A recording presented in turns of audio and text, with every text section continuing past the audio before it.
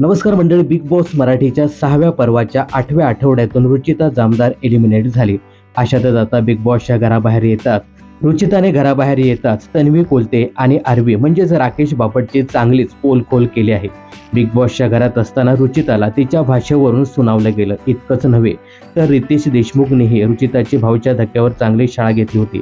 आता राजश्री मराठीला दिलेल्या मुलाखतीमध्ये रुचिता जामदार म्हणाली की माझी जी भाषा आहे ती सामान्य भाषा आहे. गावाकडे असंच बोलतात. मराठी सिनेमांमध्ये देखील अशाच प्रकारचे शब्द वापरले जातात. असे खूप लोक आहेत ज्यांनी शिव्या दिल्या आहेत. आई वडिलांवरून शिव्या घातल्या आहेत. चारित्र्यावरून बोललंय. खूप घाण बोललंय. राखी बोलली आहे, पण ती बोलली म्हणून गमतीने घेतलं आणि मी बोलते तर वेगळ्या अँगलने घेतलं गेलंय. बिग बॉसच्या घरात रुचिता आणि तन्वीचं भांडण झालेलं. यावेळी रुचिताने तन्वीला खरकटी असं म्हटलं होतं. त्यावरून रितेशने रुचिताला चांगलं सुनावलं. याबद्दल बोलताना रुचिता म्हणाली की मी कधीच वेगळ्या अर्थाने तो शब्द वापरला नव्हता. मला तन्वीचा गेम पहिल्या दिवसापासून कळलेला. तिला माहीत होतं की मी टास्कमध्ये आक्रमक होते. तिला पाहिजे होतं की मी यामध्ये कुठेतरी हातापायी करावी, शोच्या बाहेर जावं, म्हणून तिनं एक नवीन स्ट्रॅटेजी प्लॅन केली होती.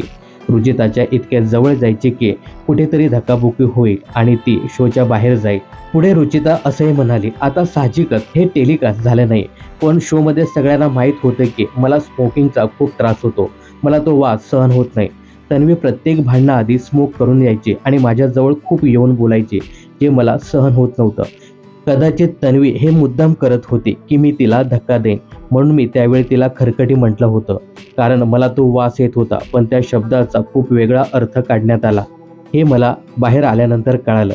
मी भाऊच्या धक्क्यावर याबद्दल स्पष्टीकरण दिलं होतं, पण ते कुठेच दाखवण्यात आलं नव्हतं, असा खुलासा देखील यावेळी रुचिताने केला.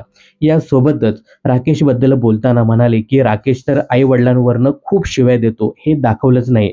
मात्र माझी एक वेगळी साईट बिग बॉसने सर्व प्रेक्षकांना दाखवली, असा धक्कादायक खुलासा रुचिताने या इंटरव्ह्यूमध्ये दिला. एकंदरीत मला खूप वेगळ्या आणि विचित्र पद्धतीने बिग बॉसने प्रेझेंट केलं, असं रुचिताने बाहेर मुलाखतीमध्ये सांगितलं आहे. तर बिग बॉसच्या घरामध्ये रुचिताचा खेळ तुम्हाला आवडायचा का, हे कमेंट्स करून नक्की सांगा. बिग बॉस आणि मनोरंजन क्षेत्रातील अशाच फिल्मी अपडेट जाणून घेण्यासाठी चॅनलला सबस्क्राईब करा.